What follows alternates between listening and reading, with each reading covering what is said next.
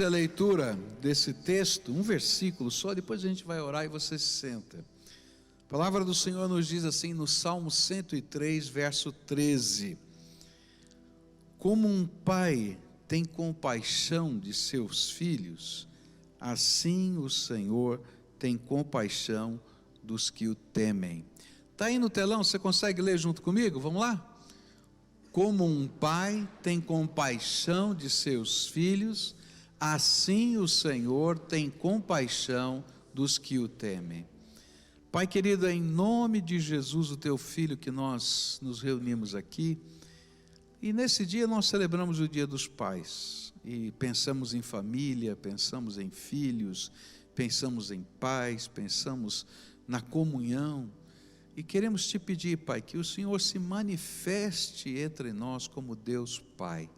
Fala conosco, Pai, é aquilo que oramos em nome de Jesus, amém e amém. Você pode sentar-se, querido. É interessante que quando a gente estuda a palavra de Deus, a gente vai descobrir que o Senhor colocou uma série de referenciais dele na natureza, na criação de modo geral, e também nas culturas, para que todos nós pudéssemos conhecer quem de fato Ele é. E um dos referenciais que Deus escreveu na cultura, na história, na criação, tem a ver com a paternidade. A paternidade humana foi criada por Deus, instituída por Deus, para ser um retrato dele mesmo, porque Deus é Pai, e esse é um dos grandes objetivos do Senhor. Assim, quando você vê um bom pai, você está vendo, ainda que de um modo distorcido pelas falhas humanas, uma representação de Deus. Deus está se anunciando em algumas características, por isso que o texto está falando para a gente que assim como um pai, não é, tem compaixão dos seus filhos, assim o Senhor tem compaixão dos que o temem. Ele está usando esse referencial para a gente.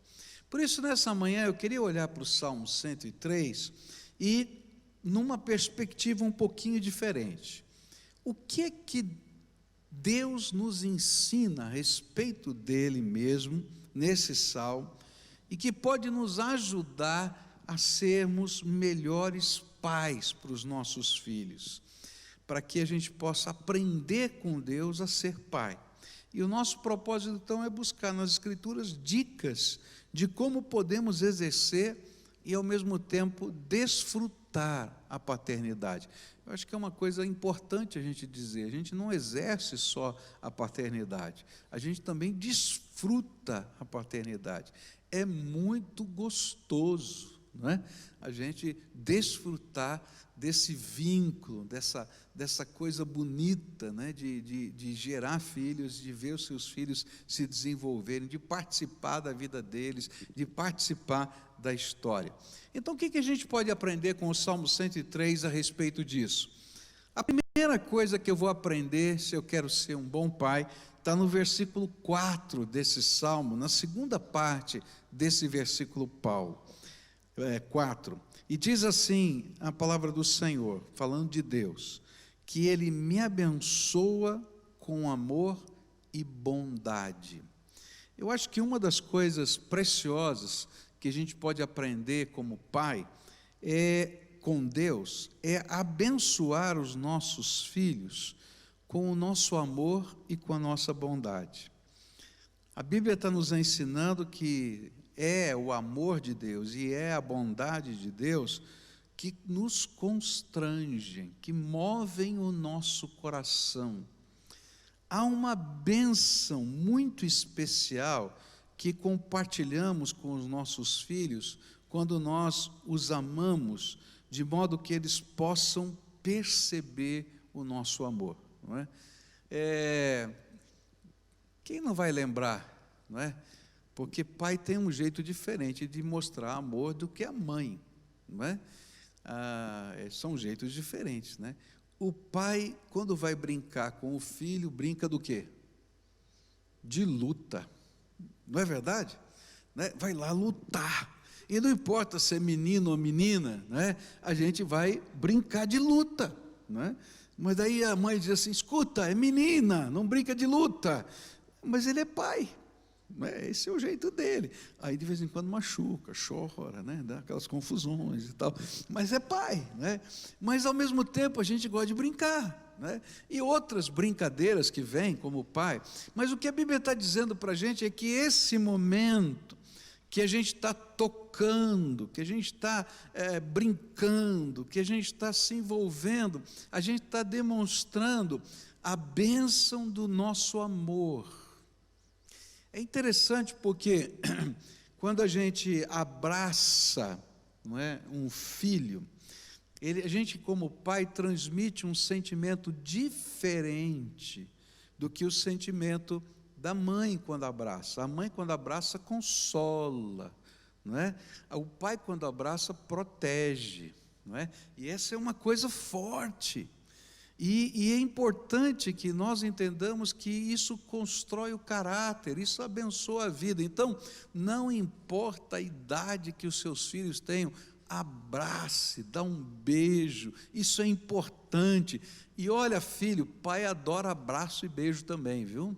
Pode ficar sem graça, mas adora, tá? Então vai lá e dá um abraço, dá um beijo. Mas não é só isso, né? A gente demonstra o amor, esse amor que abençoa a vida, quando a gente é capaz também de expressar esse amor com palavras. Palavras que reafirmem algumas coisas importantes que os filhos sentem em relação aos pais. Todo filho espera que o seu pai se orgulhe dele. Presta atenção nisso. Então, as nossas palavras de amor, elas precisam refletir o orgulho que a gente tem dos nossos filhos. E quanto mais elas projetam a bênção do futuro melhor para eles, do que nós somos capazes de enxergar na vida deles, tanto mais nós damos segurança para que eles procurem os seus próprios objetivos de vida. Então, é muito importante abraçar, beijar, mas a gente abençoar com o nosso amor os nossos filhos com palavras que reafirmem o nosso orgulho de que eles são os nossos filhos, que eles são preciosos, que eles têm estas e aquelas qualidades. E os filhos são diferentes, e que se você tem mais de um filho, tá? Pelo amor de Deus, não compare um com o outro, que só dá confusão. E nem compare o seu filho com os primos, nem com pessoas de fora, tá? Só dá confusão isso. Mas aprenda a olhar as características especiais que cada um tem e a valorizar essas características, porque elas são únicas, são só deles. Abençoe os seus filhos com o seu amor. É tão tremendo isso, porque Deus nos fez únicos, né? Fala a verdade, olha que coisa tremenda que é Deus, né? Não tem um fio de cabelo igual a outro. Dá para a gente reconhecer uma única pessoa se eu tiver um arquivo de fio de cabelo, porque ele é único. Alguns já não têm mais cabelo, vai ser difícil, né? Não tem duas impressões digitais iguais. Não tem dois códigos de DNA iguais. Deus nos fez únicos.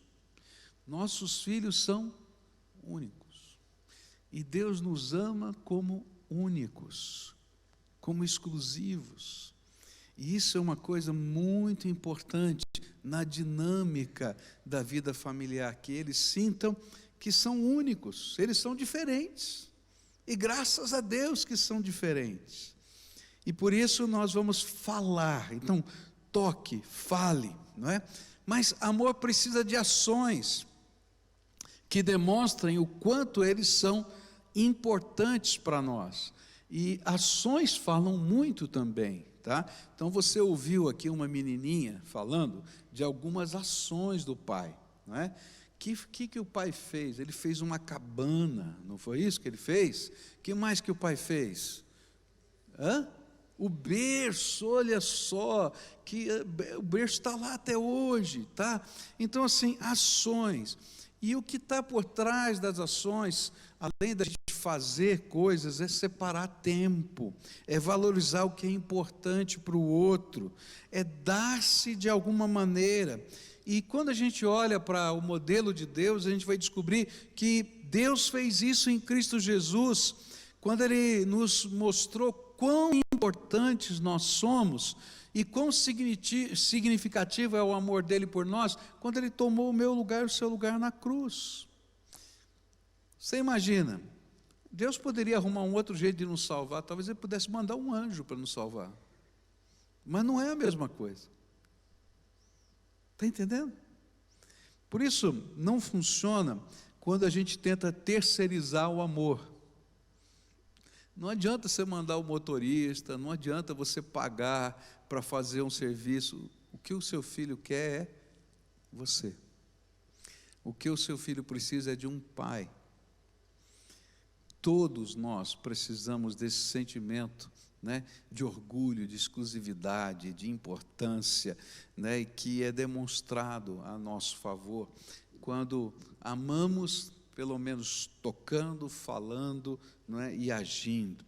Eu conversava com um senhor com mais de 60 anos de idade, quase perto dos 70, e ele estava me falando do sorvete que ele tomava com o seu pai todo sábado. O seu pai tinha uma tradição, todo sábado, isso lá em, né, não sei lá quando, faz tempo, né? Isso na década lá de 50 do século passado, não é? Ele todo sábado o pai pegava o filho e levava lá no centro da cidade, onde tinha uma sorveteria com o nome tal, nem existe mais, tá?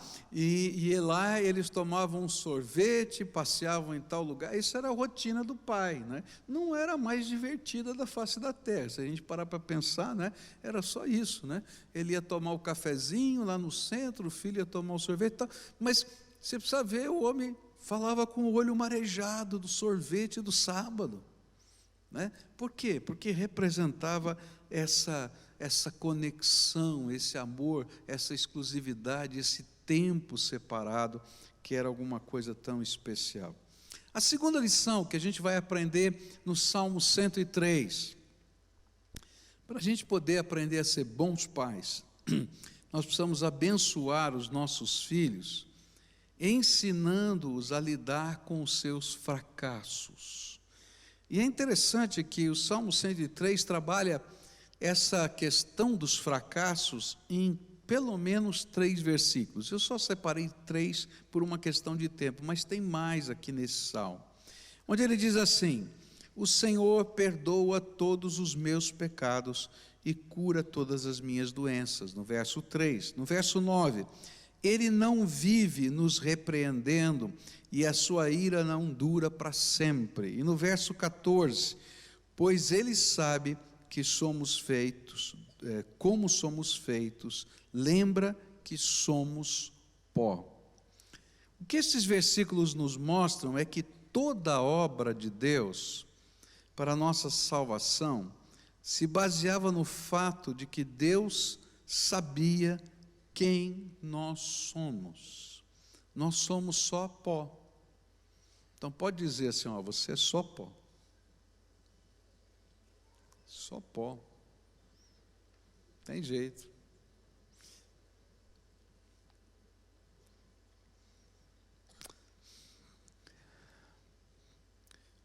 Mas, apesar de ser só pó, você pode ser melhor do que é.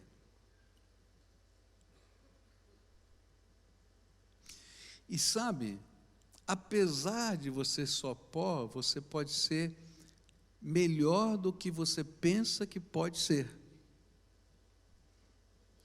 E é por isso que Deus trabalha conosco, derramando sobre nós a sua graça, para que a gente não precise ser só pó o tempo todo, para que a gente possa ser transformado de graça em graça, para que a gente possa crescer, para que a gente possa ter uma vida eterna, para que a gente possa herdar o céu que Ele preparou para nós, que a imagem dEle em nós seja mais forte do que o pó que está em nós. E nós abençoamos os nossos filhos quando nós os ensinamos a lidar com essa realidade das suas fraquezas ou dos seus fracassos. Mas como é que a gente ajuda os nossos filhos a enfrentarem essa realidade da vida? A primeira coisa que a gente vai aprender aqui nesse texto é que quando a gente é capaz de reconhecer que nós também falhamos e que nós estamos aprendendo com os nossos próprios erros, nós ajudamos os nossos filhos a lidarem com os seus fracassos. É interessante porque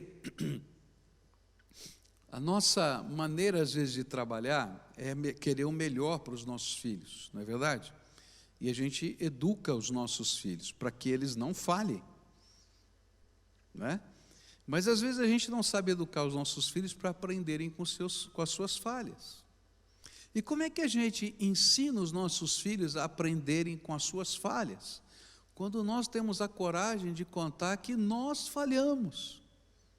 E o que a gente aprendeu com a nossa falha? E como a gente aprendeu com a nossa falha?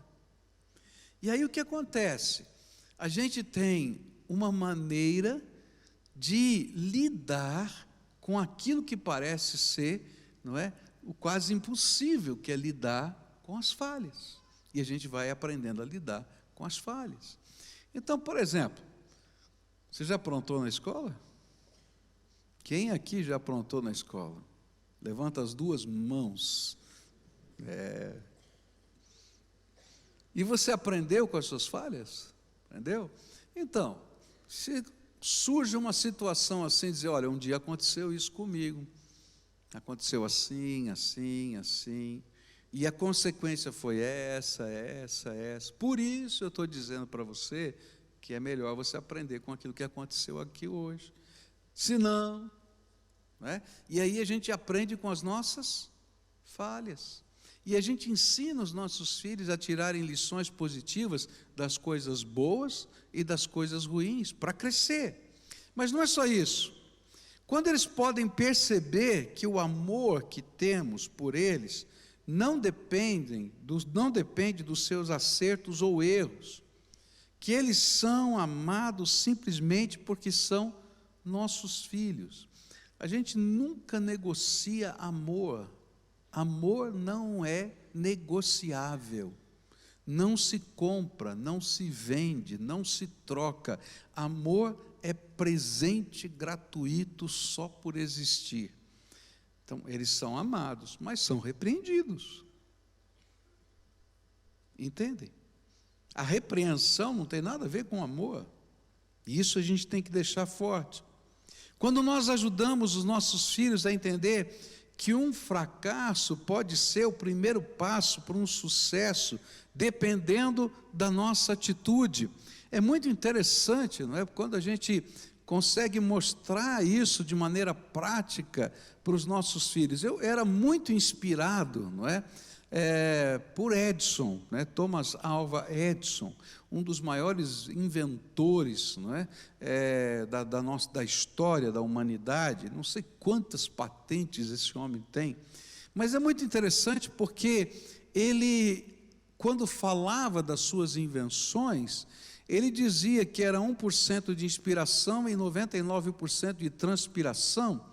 E quando ele falava das suas invenções, ele falava de quantas vezes ele teve que repetir os seus processos, porque ele falhou inúmeras vezes até achar um sucesso. E eu sempre fui inspirado por um homem desse, porque ele me ensinava que a gente pode entender os nossos fracassos como o primeiro passo para um sucesso. E eu achei tremendo isso na história da minha família, quando eu pude aprender com os meus familiares, quando eu aprendi, por exemplo, com o meu bisavô, que veio aqui para esse país da Itália, não é?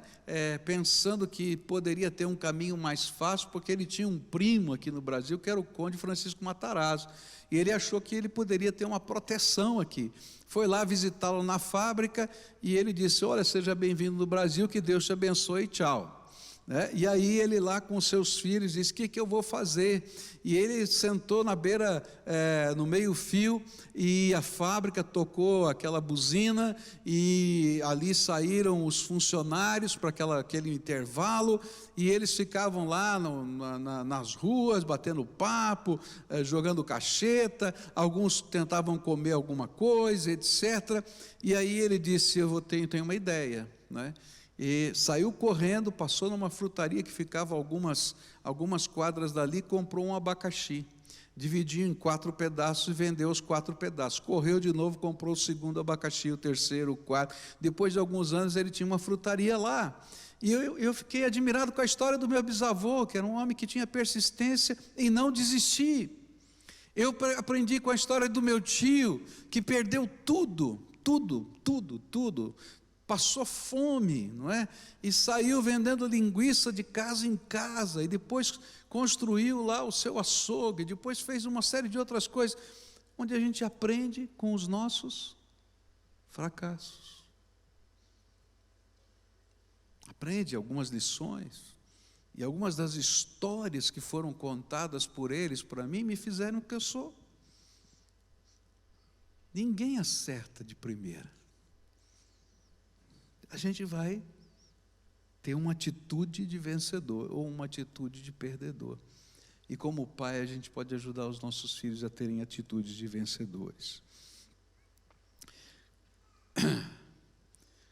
Quando nós ajudamos nossos filhos a perceberem que na vida, fracasso com esforço é aceitável, mas fracasso sem esforço é inaceitável.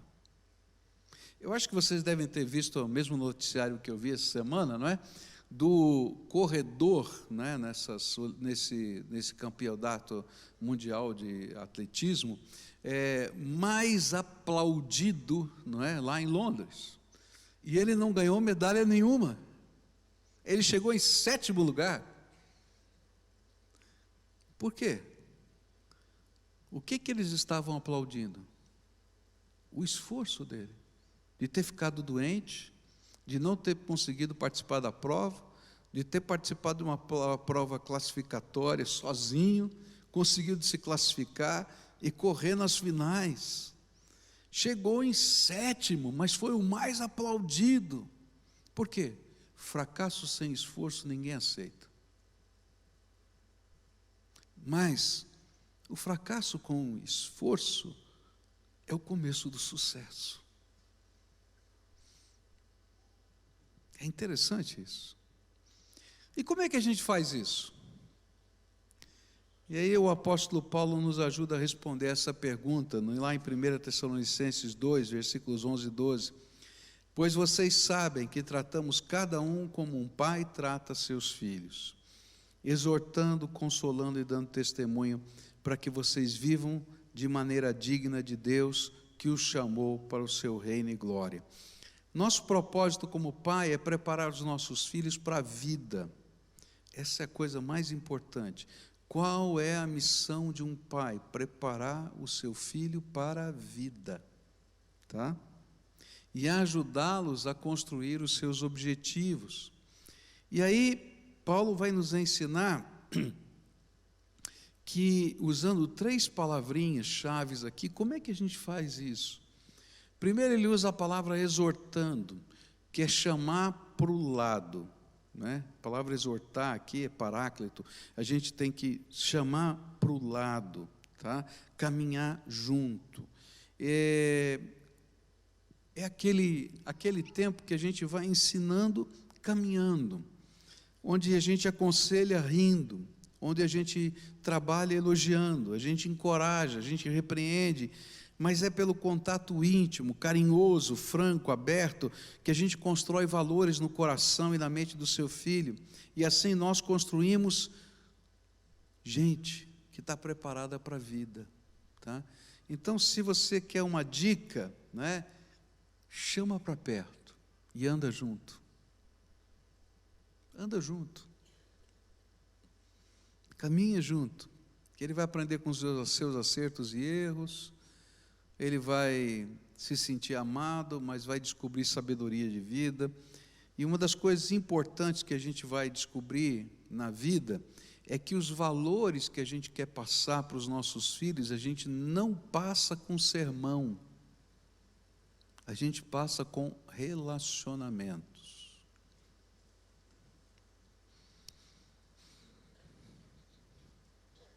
Cada filho tem o seu jeito, não é?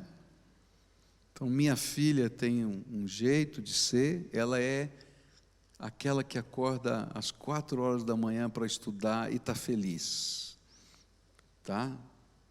O meu filho é aquele que dorme às 4 da manhã e está feliz, tá?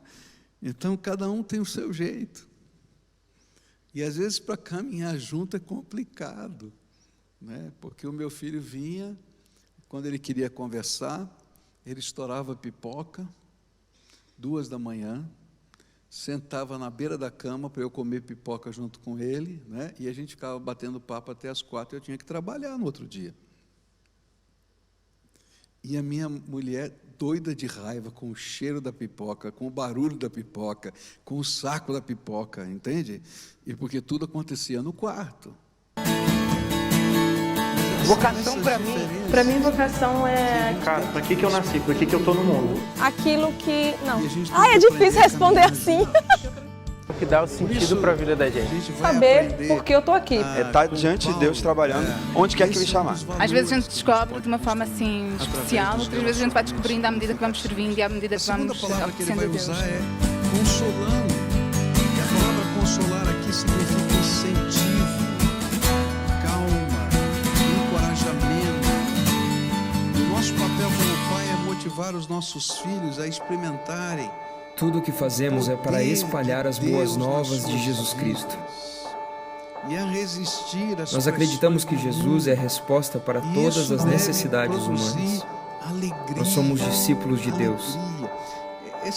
E Ele tem nos usado para trazer pessoas de volta para Ele. Nós somos chamados a mostrar o amor de Deus a um mundo machucado. E você faz parte do plano de Deus. É uma peça essencial do quebra-cabeça. Nós somos uma geração conectada, mas ainda parece que estamos cada vez menos ligados uns aos outros.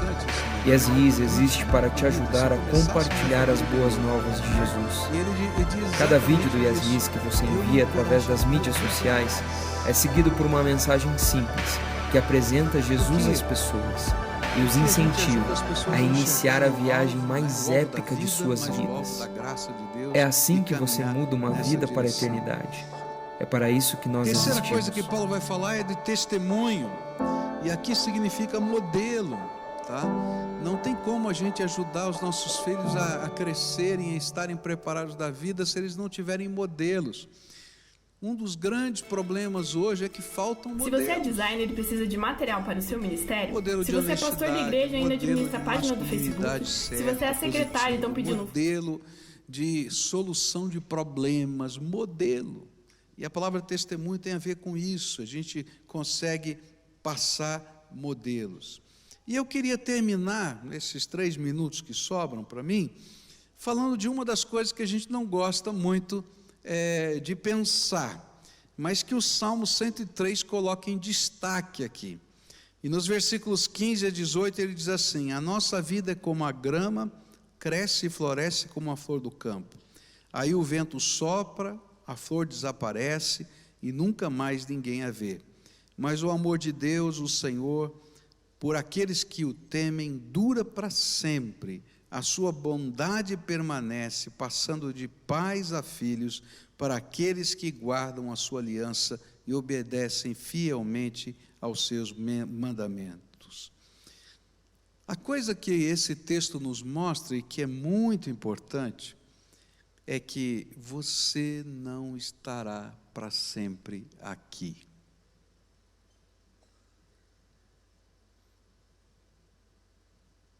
Se tem uma coisa horrível, né, para a gente sempre lembrar, é essa, ó, você vai morrer, Pode falar para quem está perto de você, você vai morrer.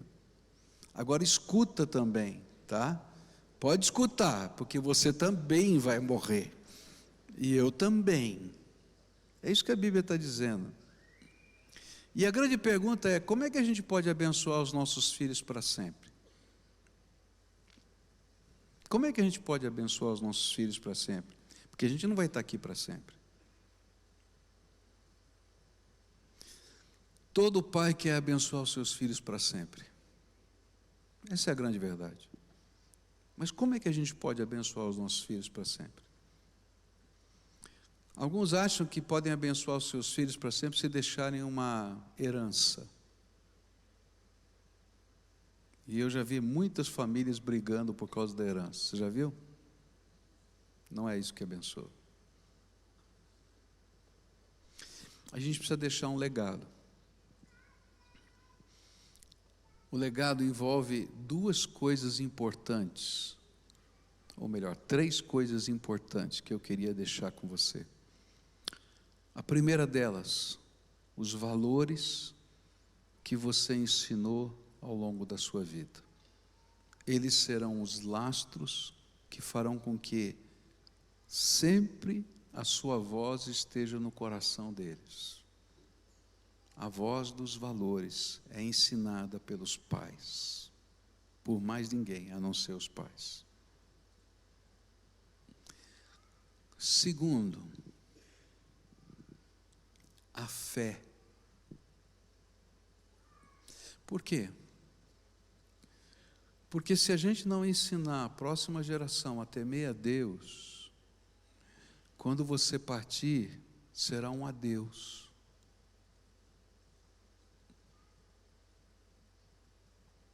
Agora, se você ensinar os seus filhos a temerem a Deus e a viverem na graça do Senhor, quando vocês partirem, será só um até logo.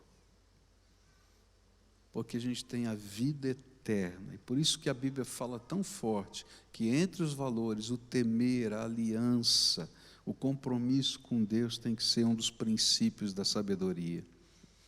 E a terceira coisa, são as orações que você fez aqui na terra pelos seus filhos. Há uma falsa sensação, por causa da doutrina católica dos santos, de que a gente vai continuar orando, intercedendo, depois de morto, pelos nossos filhos. Então tem gente que vai lá na sepultura, vai conversar com o pai na sepultura, pedindo para o pai interceder para Deus. Não funciona assim. A Bíblia diz que só tem um mediador entre Deus e os homens, Jesus Cristo. A gente tem que aprender a orar para Jesus. Mas há uma coisa que está na Bíblia que é tremenda.